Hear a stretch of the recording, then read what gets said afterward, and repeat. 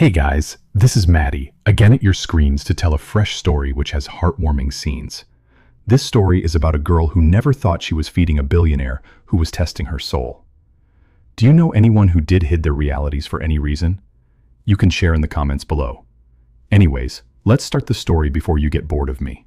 The line was already 12 people long when Bridget Callahan realized she was short on bread again. She said nothing about it. She never did. She moved faster, stretching the soup a little further, making sure the portions on her side of the table stayed honest, even when the math stopped working in her favor. The church basement smelled like garlic and old wood and effort, and she had been here since 6 in the morning, and it was now noon, and a city inspector was parked outside in a gray sedan that had not moved in 40 minutes. That was when she saw the man at the end of the line. He was older, big through the shoulders in a way that a coat 2 sizes too large could not hide. He was watching the room, not the food, not the other men, watching the room the way someone watches a building they once owned. His hands were clean. Bridget noticed that. You learn to notice things in this work. She fed him. She called him sir. He didn't respond. He ate about half of what she gave him and left before she turned back around. He came back the next day, and the day after that. His name was Garrett Cole.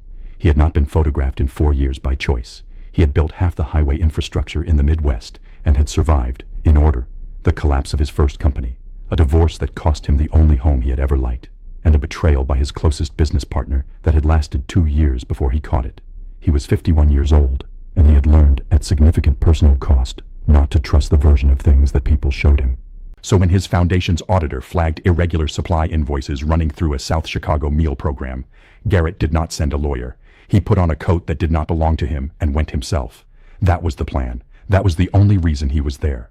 By the 5th day, he had identified the coordinator running the embezzlement. By the 7th day, he kept coming back anyway, and he had stopped examining why with any real honesty. On the 9th day, the line cleared early.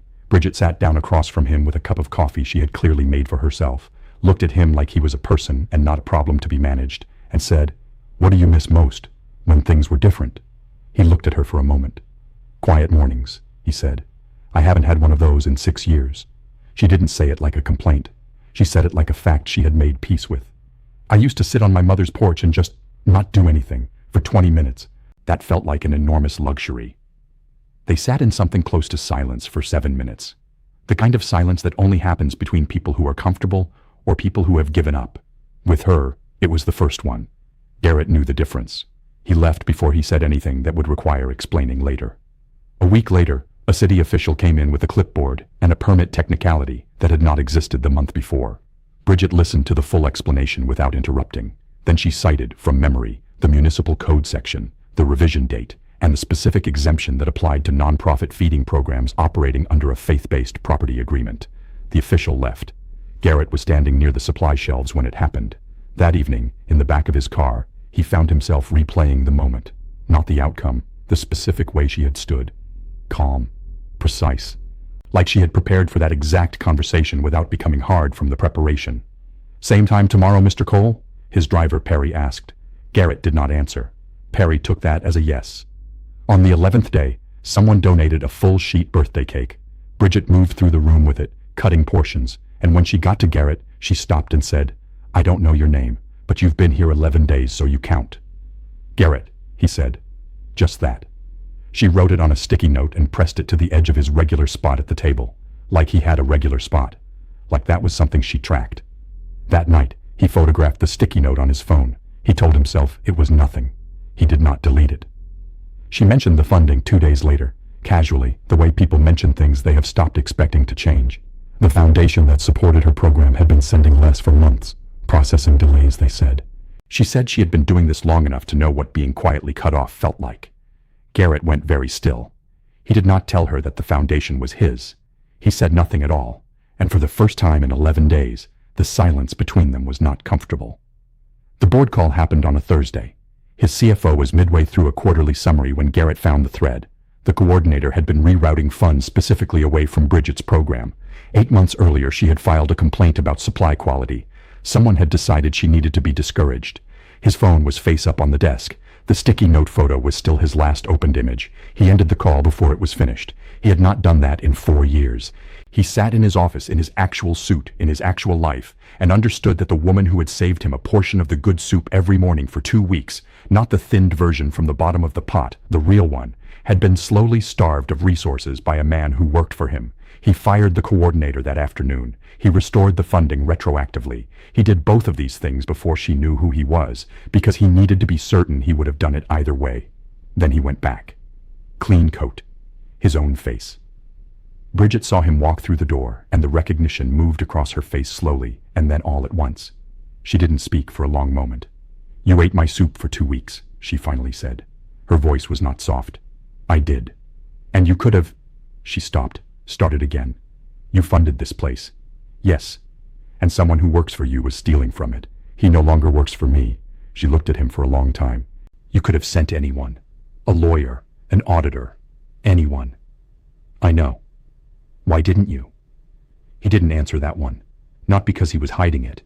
Because the honest answer was that he had spent a long time not trusting the version of things people showed him, and the version of her he had seen in that basement, patient, exact, generous to 12 strangers before she had a cup of coffee, was the most real thing he had been near in years. He could not explain that without explaining everything, and he was not ready for everything. She asked him to leave. He did. He did not send a letter. He waited. Perry kept the engine running for 3 days without being asked to stop. She called on the 4th day. He was in a meeting with 4 people when his phone rang, and he looked at the number, and he answered it in front of all of them. Nobody in that room had ever seen him do that. Nobody said a word. "Coffee," she said. "Not here. Somewhere neutral, if you want." "Tell me where." The coffee shop she chose was, objectively, the worst one in the South Side. The chairs were mismatched and the music was too loud, and the espresso was made with unreasonable confidence given the results. They stayed 3 hours.